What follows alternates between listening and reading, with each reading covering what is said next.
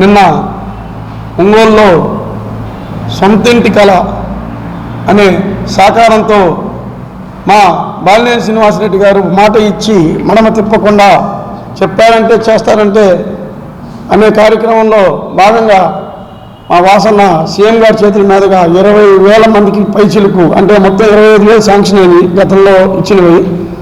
అయితే దాంట్లో technical problem వల్ల కొన్ని మళ్ళా ఇస్తారు.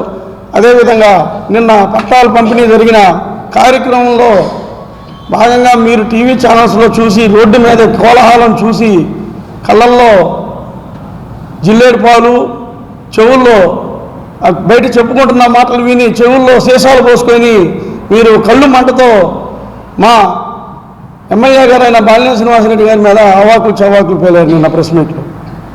ఒకటికి మీరు దృష్టిలో పెట్టుకొని మీరు కరెక్ట్గా నిజంగా మీరు అనేవాళ్ళు మనసాక్షి ఉంటే నిన్న 231 కోట్లు పెట్టి తీసుకొచ్చారు మా బాలినేని శ్రీనివాసరెడ్డి గారు.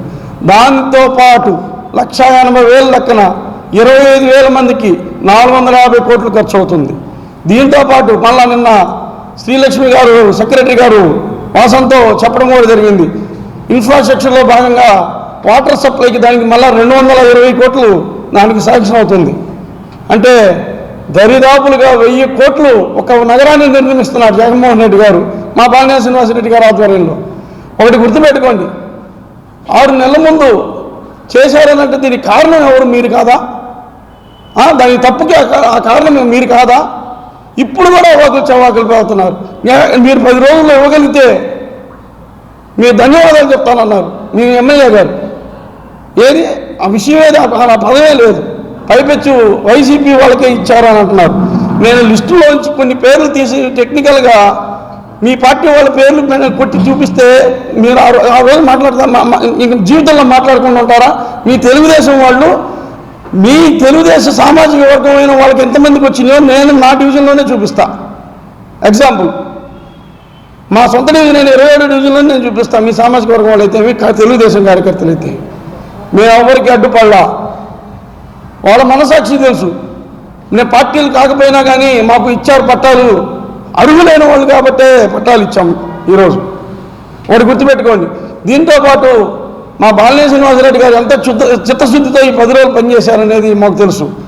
పొద్దున్నే 8 గంటలకల్లా సచివాలయాలకు వెళ్ళారు.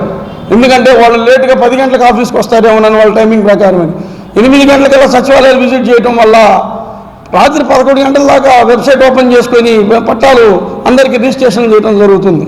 ఇప్పుడు కూడా జరుగుతుంది. ప్రతి ఒక్కరి రేపు సండే అయినా రేపు కూడా చేస్తామని వాళ్ళు అంటే సచివాలయ ఎంప్లాయీస్ కూడా మేము చేసే సాయంతో ఇంకాస్త జగన్మోహన్ రెడ్డి గారి మంచి పేరు వస్తుందని వాళ్ళు ఎంప్లాయీస్ కూడా సపోర్ట్ చేసి చేస్తున్నారు. మీరు ఒకటి గుర్తుపెట్టుకోండి, మీరు మా ప్రణీత్ రెడ్డి గారిని భాషని మీరు అవాకులు చవాకులు పెడితే కుదరదు. రేపు ఎలక్షన్లు 45 రోజులు ఉంది. మీకు ఒకటే గుర్తుపెట్టుకోండి, మీరు మళ్ళా తట్టా బుట్ట సర్దుకొని ఇంటికి వెళ్ళే పరిస్థితి వచ్చేసింది. పార్టీ మడతపెట్టి కుర్చీతో మడతపెట్టి పంపిస్తున్నారు అందరూ మిమ్మల్ని, మీ పార్టీని. దయ ఉంచి ఇంకొకసారి అవాకులు చవాకులు పెడితే మాత్రం కుదరదు.